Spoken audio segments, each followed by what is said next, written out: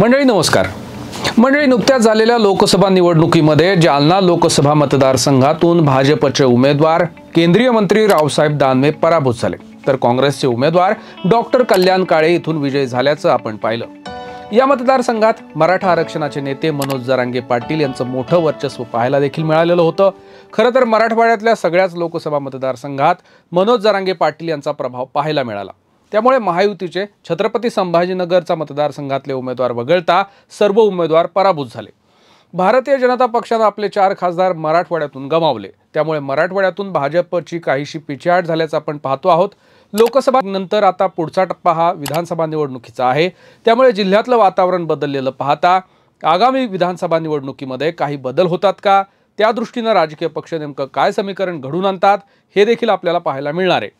जालना जिल्ह्यामध्ये एकूण 5 विधानसभा मतदारसंघ येतात। जालना विधानसभा मतदारसंघ, घनसावंगी, परतूर विधानसभा मतदारसंघ, भोकरदन, बदनापूर असे हे मतदारसंघ आहेत। आपण या 5ही मतदारसंघाचा आढावा घेणार आहोत। मंडळी सद्यस्थिती काय आहे, प्रत्यक्ष निवडणुकीत महाविकास आघाडी आणि महायुती म्हणून काय समीकरण ठरतं, या गोष्टी आपण या व्हिडिओच्या माध्यमातून पाहणार आहोत।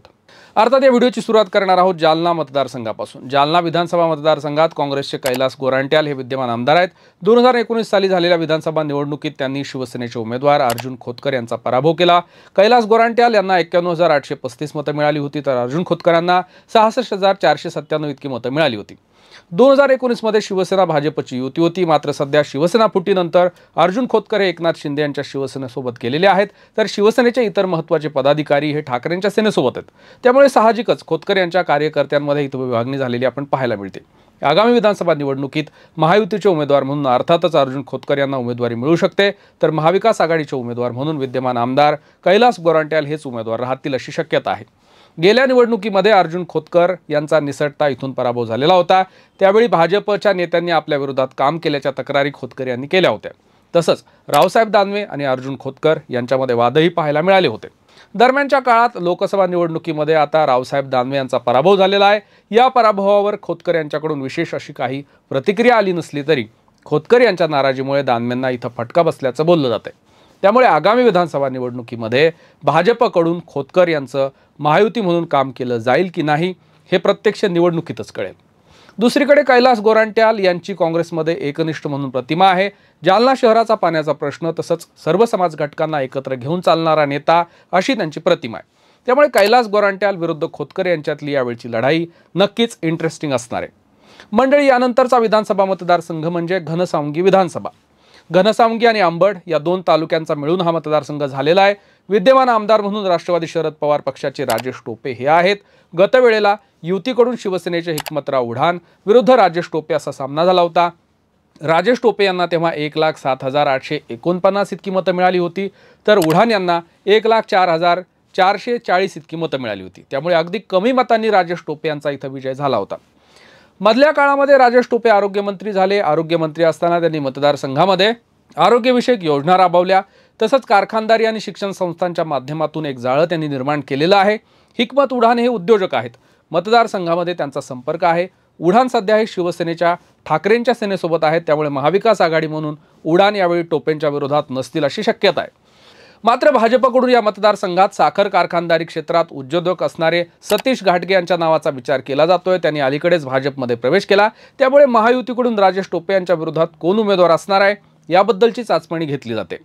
राजेश टोपे हे शरद पवार यांच्याशी एकनिष्ठ राहिल्यामुळे तसंच त्यांची मतदारसंघात असणारी प्रतिमा पाहता राजेश टोपे यांचं इथून पारडं पुन्हा एकदा जड दिसतंय। मंडळी यानंतरचा मतदारसंघ म्हणजे परतूर विधानसभा। परतूर आणि मंठा या 2 तालुक्यांचा मिळून हा मतदारसंघ झालेला आहे। इथले विद्यमान आमदार आहेत भाजपचे बबनराव लोणीकर। गतवेळेला बबनराव लोणीकर विरुद्ध काँग्रेसचे सुरेश कुमार जेथलिया असा सामना झाला। लोणीकर यांना तेव्हा 1,06,321 मतं मिळाली होती, तर जेथलियांना 80,379 इतकं मतं मिळाली होती। बबनराव लोणीकर हे अनेक टर्म पासून या मतदारसंघाचं प्रतिनिधित्व करतायत, त्यामुळे लोणीकर हे देवेंद्र फडणवीस यांच्या मंत्रिमंडळात पाणी पुरवठा मंत्री म्हणून कार्यरत होते। त्या काळात त्यांनी मतदारसंघात अनेक विकास कामं राबवली, तसंच मराठा चेहरा म्हणून पुन्हा एकदा ते या विधानसभेला महायुतीचे उमेदवार असतील अशी शक्यता आहे। हा मतदारसंघ महाविकास आघाडीकडून काँग्रेस पक्षाला सुटू शकतो, तसंच जेथलिया यांच्या नावाचा पुन्हा एकदा इथून विचार केला जाऊ शकतो, कारण ते या मतदारसंघातून एकदा आमदार होते, तर एकदा विधान परिषदेचे आमदार होते। त्यामुळे मतदारसंघात त्यांचं चांगलं वर्चस्व आहे, संपर्क आहे. मात्र मराठवाड्यात निर्माण झालेलं मराठा आरक्षणाचं वातावरण पाहता यावेळेला महाविकास आघाडीकडून मराठा उमेदवाराच्या नावाचाही इथं विचार होऊ शकतो. तसंच बबनराव लोणीकर यांच्यासाठी ही निवडणूक काहीशी जडही जाऊ शकते. त्याचं कारणही तसंच आहे, कारण महायुतीच्या विरोधात मराठा समाजाची निर्माण झालेली नाराजी आहे, अशी चर्चा राजकीय विचारवंतांकडून केली जाते. मात्र बबनराव लोणीकर हे मुरब्बी राजकारणी आहेत. मतदारसंघात दांडगा संपर्क असणारा नेता म्हणून त्यांची ओळख आहे. त्यांचे पुत्र राहुल लोणीकर यांचाही या मतदारसंघात चांगला संपर्क आहे, वर्चस्व आहे. त्यामुळे ही निवडणूक नेमकी काय वळण घेते हे पाहणं इंटरेस्टिंग असणार आहे. मंडळी, यानंतरचा मतदारसंघ म्हणजे भोकरदन विधानसभा. विद्यमान आमदार आहेत रावसाहेब दानवे यांचे पुत्र संतोष दानवे. संतोष दानवे गेल्या 2 टर्मपासून या मतदारसंघातून विजय होत आले आहेत. त्यामुळे महायुतीकडून पुन्हा एकदा त्यांना इथून उमेदवारी मिळू शकते. गतवेळेला संतोष दानवे विरुद्ध राष्ट्रवादी काँग्रेस पक्षाचे चंद्रकांत दानवे असा सामना झाला.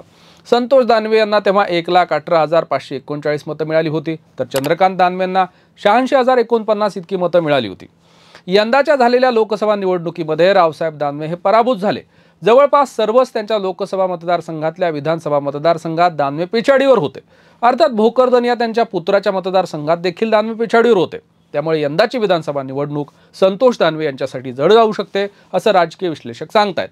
मतदारसंघातलं बदललेलं वातावरण, भाजपबद्दल निर्माण झालेली नाराजी, मनोज जरांगे यांचा फॅक्टर, या सगळ्या गोष्टी पाहता चंद्रकांत दानवे हे महाविकास आघाडीचे उमेदवार झाले तर त्यांच्यासाठी या मतदारसंघात पोषक वातावरण निर्माण होऊ शकतं, असं देखील बोललं जातंय.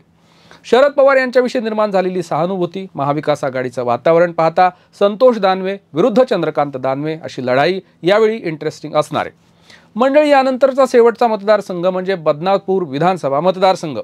या मतदारसंघाचे विद्यमान आमदार आहेत भाजपचे नारायण कुचे. खरं तर या मतदारसंघात रावसाहेब दानवे यांचा चांगला होल्ड असल्या कारणाने गेल्या 2 टर्मपासून कुचे हे इथून विजय होत आले. नारायण कुचे विरुद्ध राष्ट्रवादी काँग्रेसचे रूपकुमार उर्फ बबलू चौधरी असा गेल्यावेळी सामना झाला. तेव्हा कुचे यांना 1,05,312 मतं मिळाली, तर चौधरी यांना 86,700 इतकी मतं मिळाली. या मतदारसंघात यावेळेला विशेष म्हणजे मराठा आरक्षणाचे नेते मनोज जरांगे पाटील यांचं असणारं गाव अंतरवाली सराटी हे मराठा आरक्षणाचं केंद्र राहिलं. ते बदनापूरपासून जवळच आहे. त्यामुळे बदनापूरमध्ये मनोज जरांगे यांचा फॅक्टर, तसंच मुस्लिम मतांची निर्णायक संख्या असल्याने यावेळी भाजपच्या विरोधात निर्माण झालेली नाराजी पाहता महायुतीच्या उमेदवाराला ही निवडणूक कठीण जाण्याची शक्यता आहे. दरम्यान महायुतीकडून नारायण कुचे हेच पुन्हा एकदा उमेदवार असू शकतात, तर महाविकास आघाडीकडून इथून नेमका कोण उमेदवार ठरतो यावर देखील इथली लढाई अवलंबून असणार आहे. दरम्यान शिवसेनेचे माजी आमदार संतोष सांबरे यांच्याही नावाचा विचार होऊ शकतो असं बोललं जातंय. मंडळी, जालना जिल्ह्यातल्या या 5 मतदारसंघामध्ये मनोज जरांगे फॅक्टर चालण्याची शक्यता आहे. तुम्हाला काय वाटतं? मनोज जरांगे पाटील यांच्या होम ग्राउंडवर मराठा फॅक्टर चालेल का? याबद्दल आम्हाला कमेंट बॉक्समध्ये नक्की कळवा आणि अशाच नवनवीन व्हिडिओसाठी पाहत रहा कडक बात.